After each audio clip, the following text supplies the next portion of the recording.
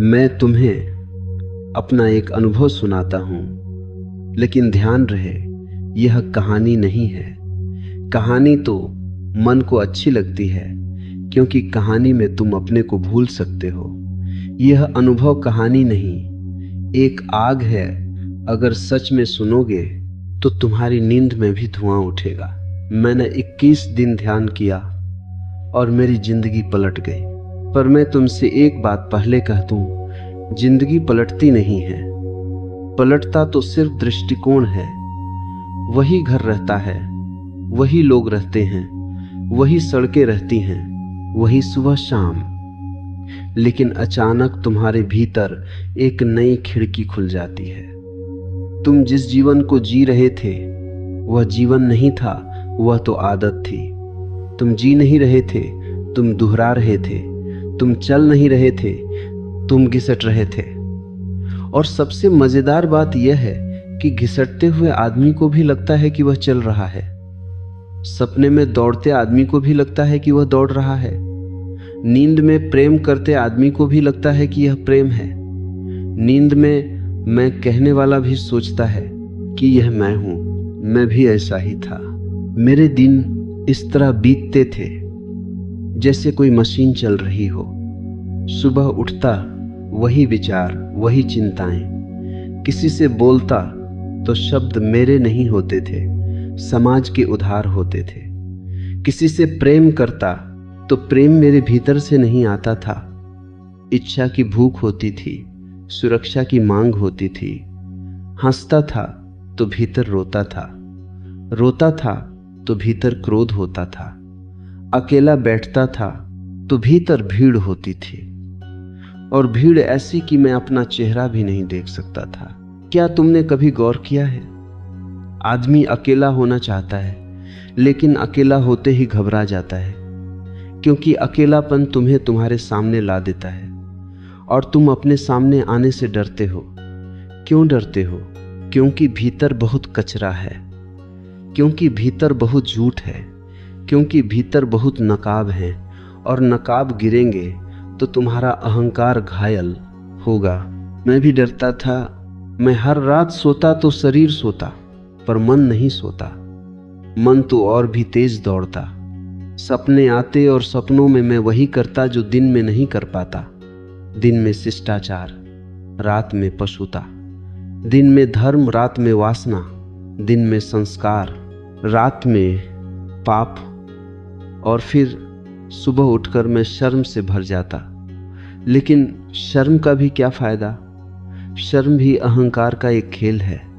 मैं अच्छा हूं इसलिए मुझे बुरा लग रहा है कि मैं बुरा हूं। अजीब है आदमी। मैंने ध्यान शुरू किया क्योंकि दुख बहुत हो गया था। मैं कोई साधु नहीं था, मैं कोई त्यागी नहीं था, मैं तो बस थक गया था। थकान बड़ी आध्यात्मिक होती है, वह तुम्हें भीतर मोड़ देती है। जब दुनिया से जीतने की बहुत कोशिश करके भी हार मिलती है, तब पहली बार आदमी पूछता है, क्या मैं गलत दिशा में भाग रहा हूं? मैंने भी वही पूछा और मैंने फैसला किया, 21 दिन, सिर्फ 21 दिन मैं अपने साथ रहूंगा। मैं अपने भीतर उतरूंगा। मैं अपनी ही आंखों में झांकूंगा। मैं अपनी ही धड़कन को सुनूंगा। मैं अपने ही विचारों की शोरगुल को देखूंगा। मैं अपने ही अहंकार की चालाकी पकड़ूंगा।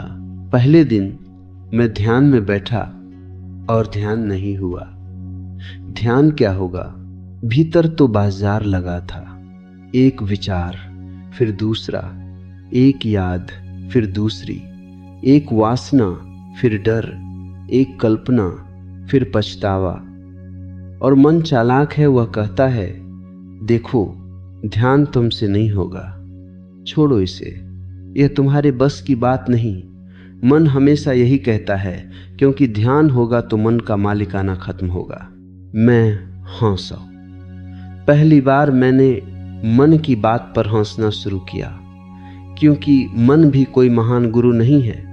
वह तो बस पुरानी रिकॉर्डिंग है। वह ग्रामोफोन है। वही रिकॉर्ड, वही आवाज, वही पुराना गीत। तुम्हारे भीतर भी एक ग्रामोफोन चल रहा है। तुम उसे मैं समझ लेते हो यही सबसे बड़ा भ्रम है। पहले 3-4 दिन बस यही हुआ, मन ने हंगामा किया। जैसे कोई राजा अपनी गद्दी छीनती देखता है तो क्रोध करेगा, वैसे ही मन ने क्रोध किया। जैसे कोई चोर पकड़ा जाता है तो शोर मचाकर भागना चाहता है, वैसे ही मन ने शोर मचाया और मैं देखता रहा। मैं कुछ कर नहीं रहा था, मैं बस देख रहा था। मैं साक्षी बन रहा था। मैं विचारों के पीछे नहीं भाग रहा था, मैं विचारों से लड़ नहीं रहा था। मैं बस एक शांत दर्पण जैसा हो रहा था जो सब दिखाता है पर पकड़ता नहीं। तुम्हें एक ज़ेन कथा याद आती है। एक शिष्य अपने गुरु के पास गया और बोला, मेरा मन बंद नहीं होता, विचार आते रहते हैं, मैं क्या करूं? गुरु हंसा और बोला, एक काम कर, नदी के किनारे बैठ जा और जो नावें गुजरें उन्हें गिनना शुरू कर। शिष्य बोला, यह तो मूर्खता है। गुरु बोला, ठीक वैसे ही मूर्खता है विचारों के साथ बहना।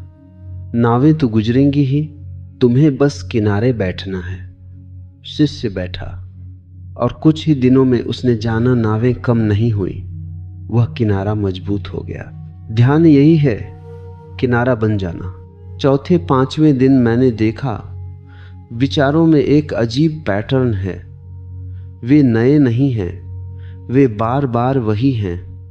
वही डर, लोग क्या कहेंगे, वही इच्छा कुछ मिल जाए, वही तुलना, वह आगे है मैं पीछे हूं। वही दुख, मेरे साथ ऐसा क्यों?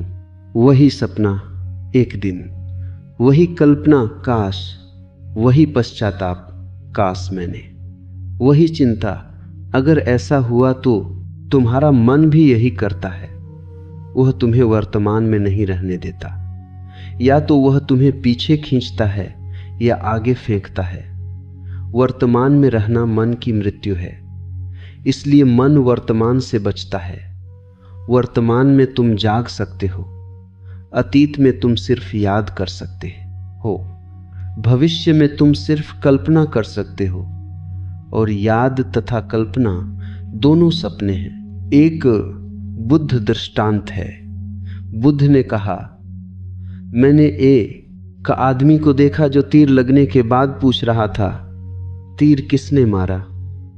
तीर किस लकड़ी का है? धनुष का रंग क्या था? तीर फेंकने वाला कौन से गांव का था? बुद्ध बोले, जब तक वह सब पूछता रहेगा वह मर जाएगा।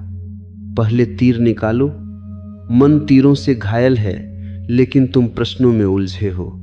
ध्यान तीर निकालना है। 6-7वें दिन कुछ बदलने लगा। विचार आते थे पर मैं उनके साथ जाता नहीं था। जैसे सड़क पर भीड़ चल रही है पर तुम फुटपाथ पर खड़े देख रहे हो। एक अजीब दूरी पैदा हुई और दूरी ही मुक्ति है।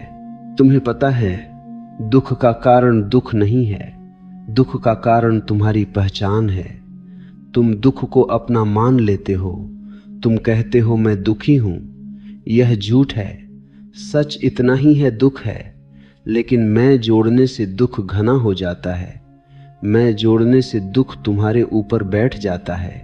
मैं जोड़ने से दुख तुम्हारी आत्मा बन जाता है। मैं हटते ही दुख सिर्फ एक बादल है, आता है जाता है। मैंने पहली बार मैं को अलग रखा और फिर एक दिन 8वें-9वें के आसपास कुछ अद्भुत हुआ। मैं ध्यान में बैठा था। अचानक विचार जैसे कुछ सेकंड के लिए रुक गए। पूरा आकाश खाली हो गया। भीतर एक अनहोनी शांति उतर आई, जैसे 1000 साल से किसी ने कोई शब्द नहीं बोला हो, जैसे मौन का सोता फूट पड़ा हो, जैसे समय थम गया हो। और उसी क्षण मैंने जाना, मैं शरीर नहीं हूं, मैं मन नहीं हूं, क्योंकि शरीर तो बैठा है, मन तो कहीं दूर है, पर जो जान रहा है वह कौन है? मैंने स्वयं से पूछा, जो देख रहा है वह कौन है? क्या तुमने कभी खुद से पूछा है? तुम पूछते हो मैं कौन हूं, वह भी अच्छा है। लेकिन उससे भी गहरा प्रश्न है, जो पूछ रहा है वह कौन है? क्योंकि मन भी प्रश्न पूछ सकता है, लेकिन साक्षी प्रश्न नहीं पूछता, वह बस देखता है। मैंने पहली बार अपने भीतर देखने वाले को महसूस किया, और फिर ध्यान मेरे लिए तकनीक नहीं रहा, ध्यान मेरे लिए जीवन बन गया। मैं चलता तो चलना ध्यान था, मैं खाता तो खाना ध्यान था, मैं किसी से बात करता तो बात के पीछे एक मौन रहता। जैसे शब्दों के पीछे एक आकाश होता है, जैसे ध्वनि के पीछे शून्य होता है, जैसे तरंगों के पीछे सागर होता है। तुमने कभी समुद्र देखा है? लहरें उठती हैं, गिरती हैं, लेकिन समुद्र लहर नहीं है, समुद्र सागर है, विचार लहर है।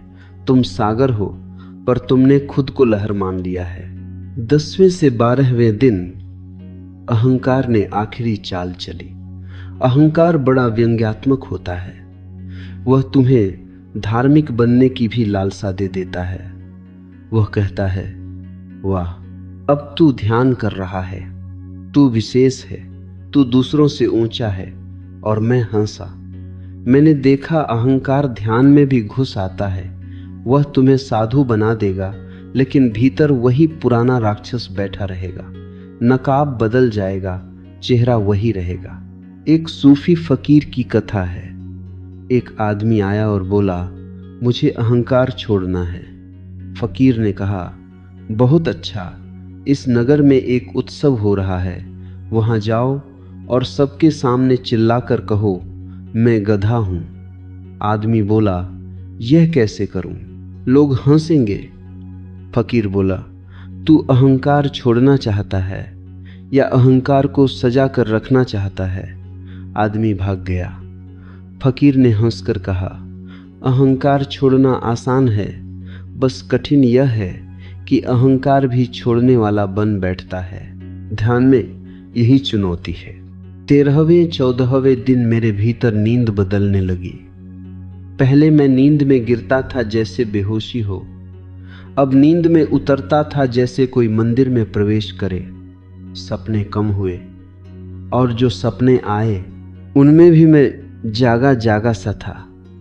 पहली बार मुझे पता चला सपने किस भाषा में बोलते हैं। सपने किसी भाषा में नहीं बोलते, वे प्रतीकों में बोलते हैं। वे तुम्हारे अवचेतन का गीत हैं, लेकिन ध्यान से अवचेतन का जाल खुलन ए लगता है।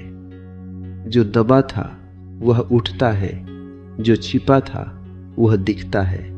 और यही डर लगता है, क्योंकि जब ध्यान शुरू होता है तो पहले तुम्हारे भीतर का गंदा पानी ऊपर आता है।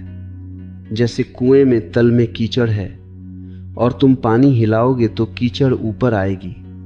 कई लोग यहीं भाग जाते हैं। वे कहते हैं, ध्यान से मुझे बेचैनी होती है। नहीं, ध्यान से बेचैनी नहीं होती, ध्यान से तुम्हारी छिपी बेचैनी दिखती है। पहले बेचैनी थी, पर तुम उसे शराब, मोबाइल, बातचीत, काम, सेक्स, टीवी, किसी न किसी में दबाते थे। ध्यान ने सिर्फ पर्दा हटाया है। मैंने पर्दा हटते देखा। 15वें 16वें दिन एक गहरी करुणा का जन्म हुआ। करुणा कोई नैतिकता नहीं है, करुणा कोई उपदेश नहीं है। करुणा तुम्हारे भीतर से उठती है जब तुम देख लेते हो कि हर आदमी सो रहा है। कोई पैसा के सपने में सो रहा है, कोई प्रेम के सपने में, कोई धर्म के सपने में, कोई राजनीति के सपने में, और सब दुखी हैं, सब बेचैन हैं, सब परेशान हैं। फिर भी सब अपने अपने सपनों को सच मानकर दौड़ रहे हैं। एक जैन मास्टर था। एक शिष्य ने पूछा, बोधि के बाद आप क्या करते हैं? मास्टर बोला, लकड़ी काटता हूं, पानी भरता हूं। शिष्य हैरान हुआ, तो पहले? मास्टर बोला, पहले भी लकड़ी काटता था, पानी भरता था। शिष्य बोला, फिर फर्क क्या? मास्टर ने कहा, पहले मैं सोया हुआ काटता था, अब जागा हुआ काटता हूं। फर्क यही है। मैंने भी जाना मेरे जीवन में चीजें वही हैं, पर मैं बदल गया हूं। 17वें 18वें दिन मेरे भीतर प्रेम का अर्थ बदल गया। पहले प्रेम भी व्यापार था, देना कम लेना ज्यादा। प्रेम के नाम पर मैंने अपेक्षाएं रखी थी। तुम मुझे समझो, तुम मेरे लिए ऐसा करो, तुम मेरे बिना खुश मत रहो। यह प्रेम नहीं है, यह कब्जा है, यह तो मन की जंजीरें हैं। ध्यान ने मुझे दिखाया, प्रेम तभी है जब तुम दूसरे को आजाद छोड़ सकते हो। प्रेम तभी है जब तुम किसी को अपना नहीं बनाते। प्रेम तभी है जब तुम किसी के होने से खुश होते हो, उसके अपने होने से।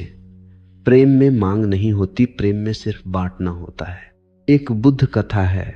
एक औरत रोती हुई आई, उसका बच्चा मर गया था। उसने बुद्ध से कहा, मेरे बच्चे को वापस कर दो। बुद्ध ने कहा, मैं कर दूंगा, लेकिन एक छोटा सा काम कर, किसी ऐसे घर से सरसों के दाने ले आ जहां कभी मृत्यु न हुई हो। वह औरत पूरे गांव में दौड़ी। हर घर में किसी न किसी की मृत्यु हुई थी। शाम को थक कर वह लौटी।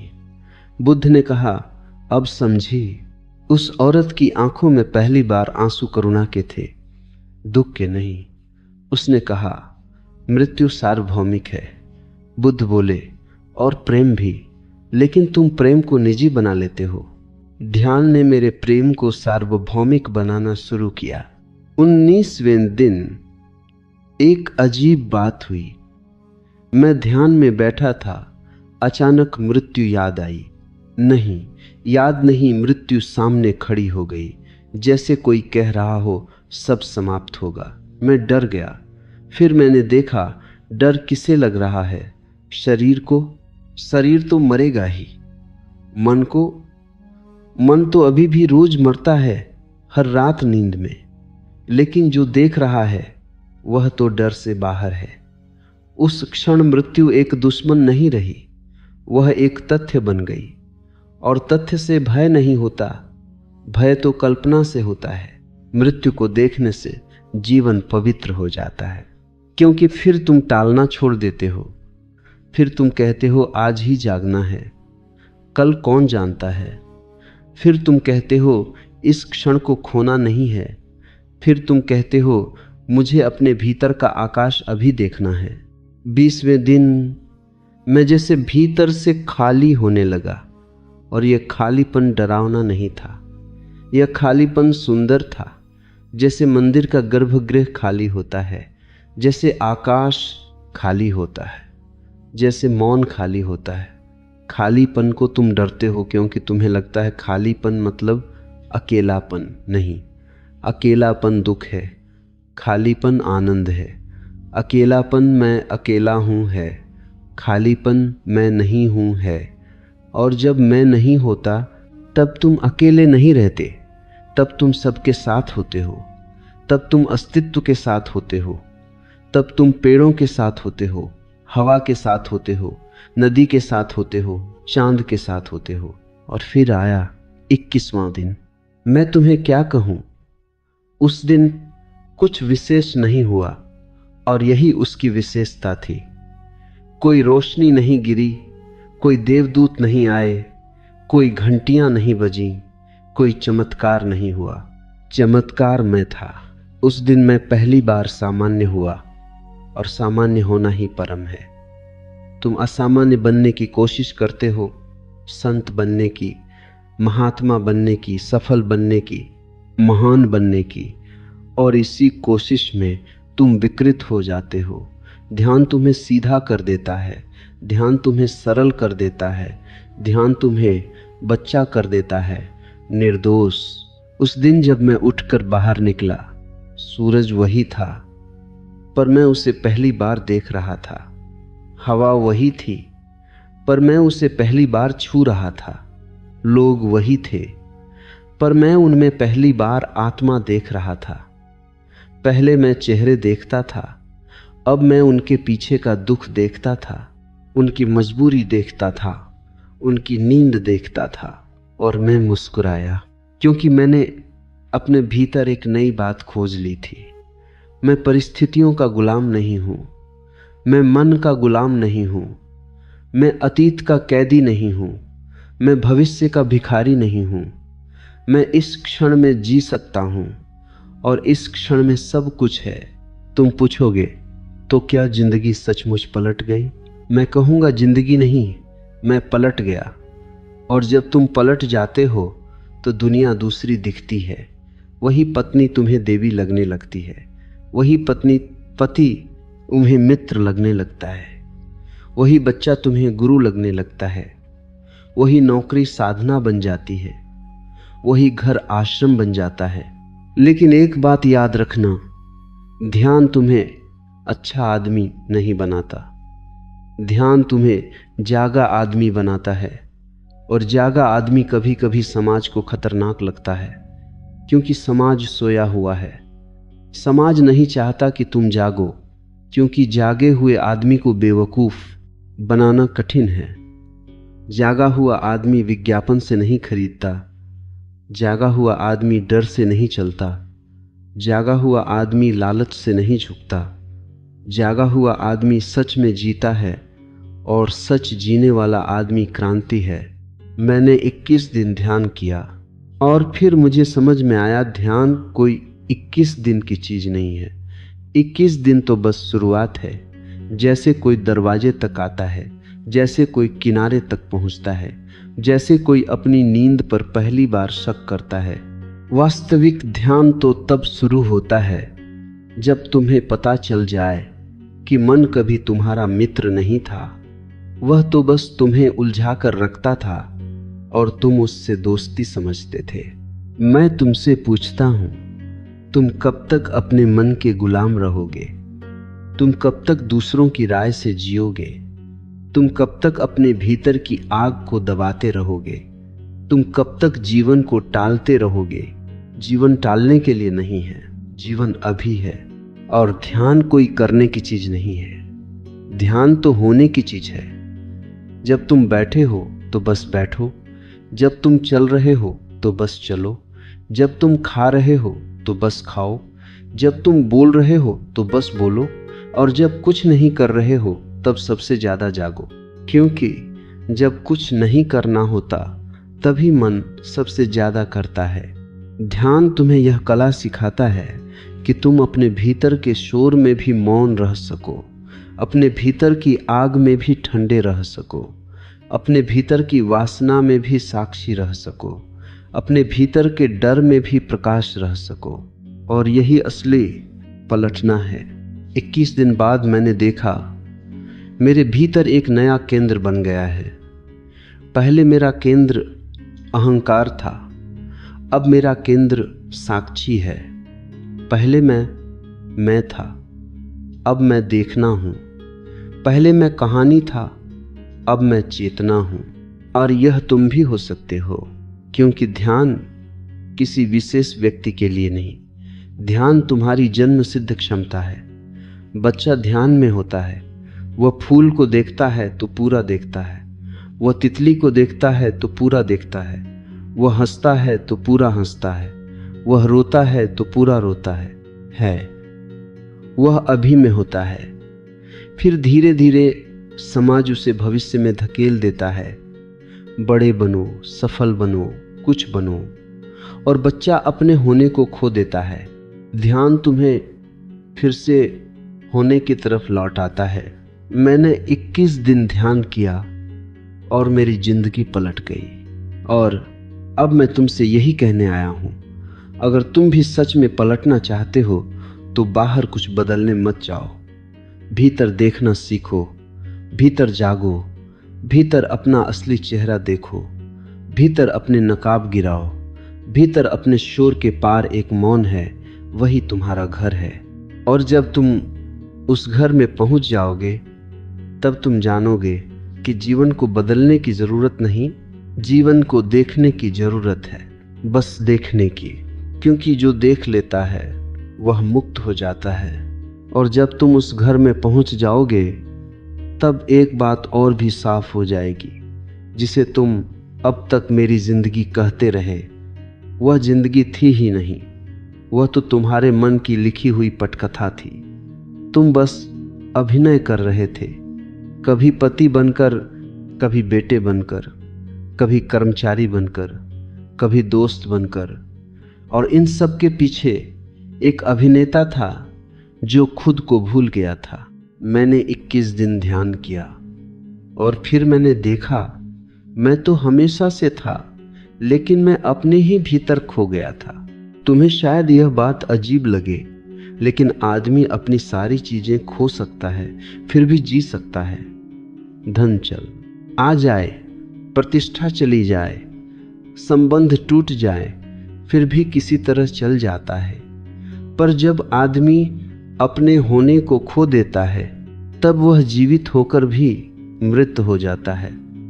वह हंसता है, लेकिन हंसी नकली होती है। वह प्रेम करता है, लेकिन प्रेम में डर छिपा होता है। वह पूजा करता है, लेकिन भीतर सौदेबाजी चलती रहती है। वह दूसरों को देखता है, लेकिन खुद को कभी नहीं देखता। मैंने खुद को देखना शुरू किया, और यह देखना कोई साधारण देखना नहीं है। यह देखना दर्पण का देखना है, निर्णय के बिना।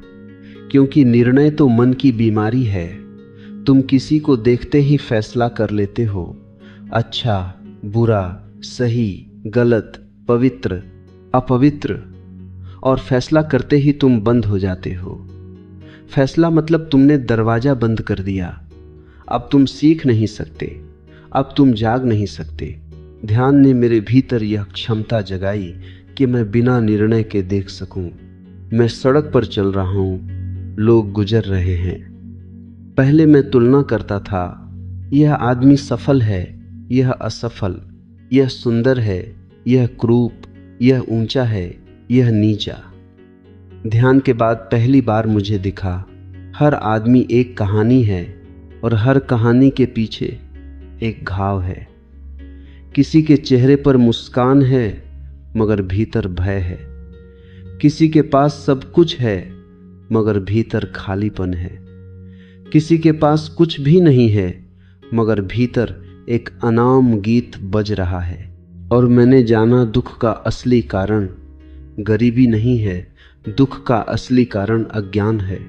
दुख का असली कारण बाहर की कमी नहीं है, दुख का असली कारण भीतर का अंधेरा है। तुमने देखा है, बहुत से गरीब लोग भी हंसते हैं और बहुत से अमीर लोग भी रोते हैं। बहुत से सफल लोग भीतर से टूटे हैं और बहुत से असफल लोग भीतर से शांति में हैं। तो फिर सफलता किसे कहते हो? पैसा, पद, नाम? ये सब तो रेत के महल हैं। हवा चली और ढह गए, मृत्यु आई और सब छिन गया। ध्यान ने मुझे मृत्यु के साथ मित्रता करना सिखाया। पहले मृत्यु एक डर थी, अब मृत्यु एक गुरु है।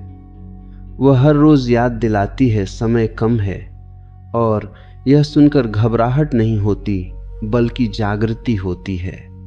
क्योंकि जब समय कम दिखता है तभी तुम टालना छोड़ते हो, तभी तुम कल पर भरोसा करना बंद करते हो, तभी तुम अभी में उतरते हो, और अभी ही परमात्मा है।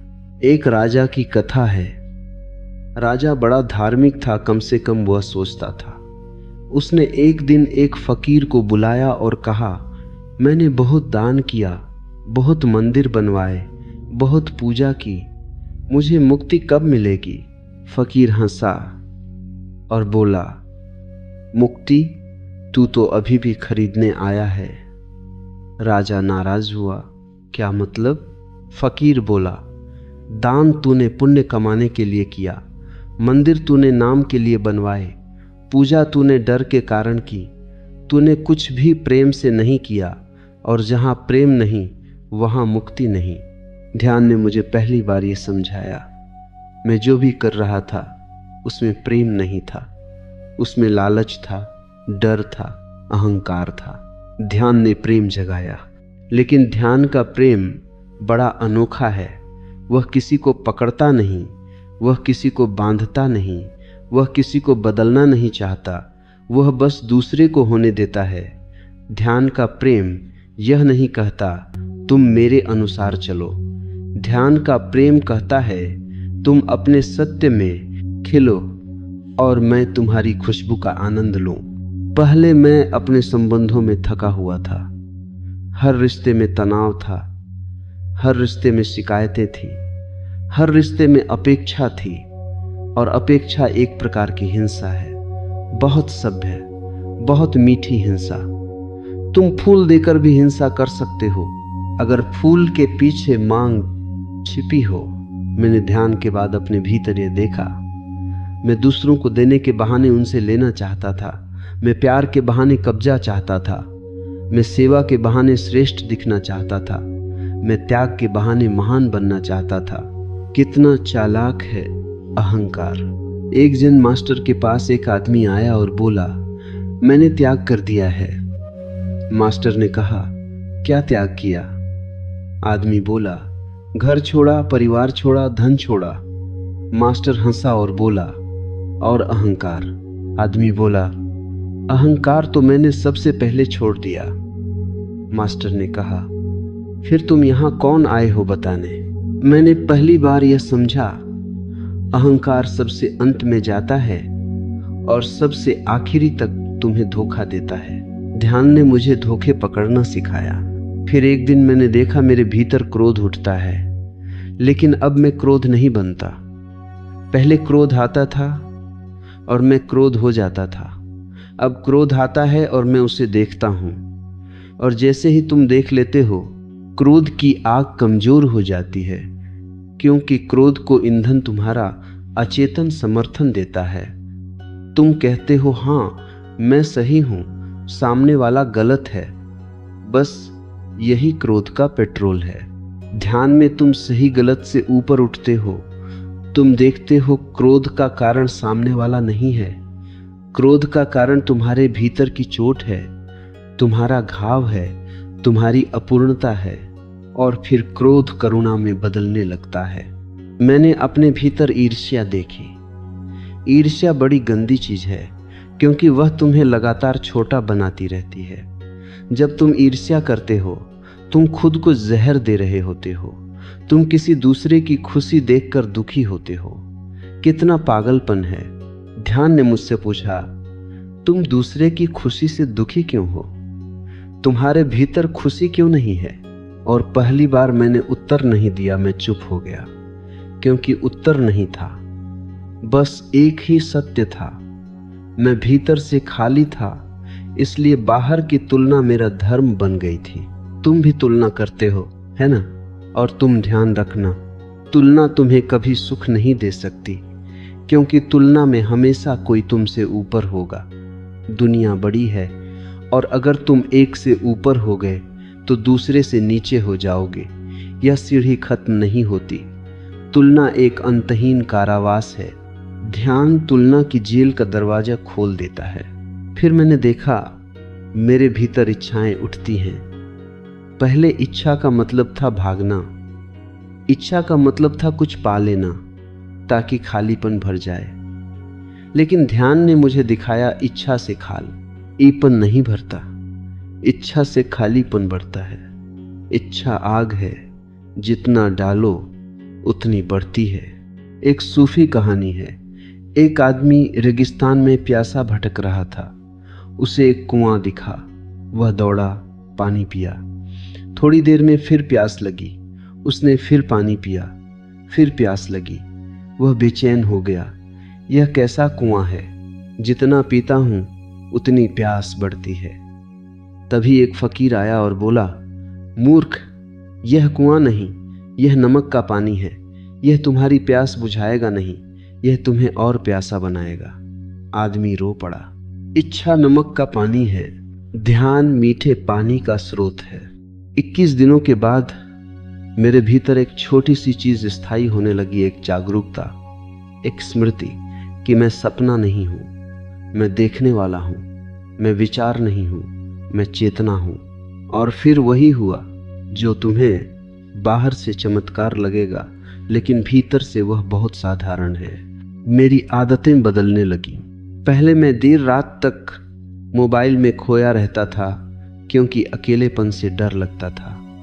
अब मोबाइल हाथ में आता तो मैं देखता मैं क्यों खोल रहा हूं, क्या सच में कुछ जरूरी है, या मैं बस अपने भीतर से भाग रहा हूं? और जैसे ही यह देखना गहरा हुआ, भागना बंद होने लगा। मेरी नींद गहरी होने लगी।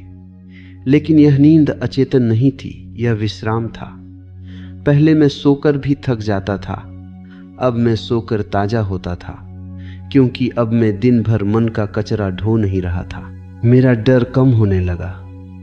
डर पूरी तरह गया नहीं, लेकिन डर का जादू टूटने लगा, क्योंकि डर का अस्तित्व तुम्हारे अज्ञान पर टिकता है। तुम डरते हो क्योंकि तुमने जीवन को जाना नहीं, तुमने सिर्फ कल्पनाएं की हैं, और कल्पनाएं हमेशा डर पैदा करती हैं। मेरा अकेलापन बदल गया। अकेलापन अब दर्द नहीं था, एकांत आनंद बन गया। पहले अकेले बैठता था तो भीतर आवाजें चिल्लाती थीं, अब अकेला बैठता था तो भीतर शांत संगीत बजता था। और मैं हंसता था अपने पुराने जीवन पर, क्योंकि मैंने देखा मैंने कितनी मेहनत की थी दुखी होने की। मैंने कितना अभ्यास किया था चिंतित रहने का। मैंने कितनी ऊर्जा लगाई थी खुद को गलत साबित करने में, दूसरों को दोष देने में, शिकायत करने में। ध्यान ने शिकायत का स्वाद छीन लिया, और जब शिकायत चली जाती है तब जीवन सरल हो जाता है। फिर छोटी छोटी चीजें भी बड़ी लगती हैं। चाय की भाप, सुबह का सूरज, बारिश की बूंद, किसी अजनबी का मुस्कुराना, बच्चे की हंसी, क्योंकि तब तुम्हारे भीतर उपस्थित होने की क्षमता आ जाती है। अब मैं तुमसे पूछता हूं, क्या तुम्हें लगता है ध्यान कोई बड़े बड़े लोगों के लिए है? साधुओं के लिए, हिमालय के लिए, आश्रमों के लिए? नहीं, ध्यान तो गृहस्थ के लिए सबसे जरूरी है, क्योंकि गृहस्थ के पास हजार उलझने हैं, और उलझने ही ध्यान का कच्चा माल है। जब तक तुम्हारे जीवन में समस्या नहीं, तब तक तुम जागोगे नहीं, क्योंकि आराम नींद देता है, चुनौती जागृति देती है। और ध्यान का सबसे बड़ा लाभ यह नहीं कि तुम शांत हो जाते हो, ध्यान का सबसे बड़ा लाभ यह है कि तुम सच हो जाते हो। फिर चाहे तुम शांत रहो, चाहे तुम कभी कभी आंधी भी बन जाओ, लेकिन अब तुम झूठे नहीं रहोगे। अब तुम मुखौटा नहीं पहनोगे। अब तुम अपने भीतर की सच्चाई को छुपाकर सभ्य नहीं बनोगे, क्योंकि सभ्यता अक्सर झूठ की सुंदर पैकिंग है। मैंने 21 दिन ध्यान किया और फिर मैंने जाना, मैं जीवन को सुधार नहीं रहा हूं, मैं जीवन को जी रहा हूं। और इसी के साथ एक अंतिम बात भी साफ हुई। ध्यान तुम्हें दुनिया से अलग नहीं करता, ध्यान तुम्हें दुनिया के बीच में रखकर भी स्वतंत्र कर देता है। ध्यान तुम्हें बाजार में खड़ा करके भी भीतर मंदिर दे देता है। ध्यान तुम्हें भीड़ में रखकर भी अकेलेपन से मुक्त कर देता है। अब अगर तुम सच में सुन रहे हो तो मैं तुम्हें एक छोटी सी को अंजी दे रहा हूं, किसी विधि की तरह नहीं, किसी आदेश की तरह नहीं, बस एक मित्र की तरह।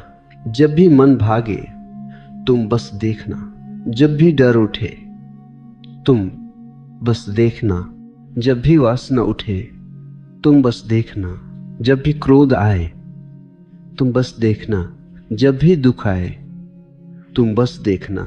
और धीरे धीरे तुम पाओगे जो देखा जा सकता है वह तुम नहीं हो, तुम तो देखने वाले हो, और वही तुम्हारी मुक्ति है। मैंने 21 दिन ध्यान किया, मेरी जिंदगी पलट गई। लेकिन असल में जिंदगी नहीं पलटी, मेरी आंखें पलट गईं। और जब आंखें पलट जाती हैं तो संसार वही रहता है, पर तुम पहली बार संसार को नहीं, संसार के पीछे छिपे परम सत्य को देखने लगते हो। अब मैं तुमसे पूछता हूं, क्या तुम भी 21 दिन अपने लिए दे सकते हो? क्या तुम भी अपने भीतर उतरने की हिम्मत कर सकते हो? क्या तुम अपने मन की पुरानी तानाशाही से आजाद होना चाहते हो? अगर हां, तो शुरुआत बहुत छोटी है, बस देखना शुरू करो, और एक दिन तुम्हें भी वही अनुभव होगा जो मुझे हुआ था, कि तुम कभी बंधे ही नहीं थे, तुम सिर्फ सोए हुए थे। जागो, बस जागो।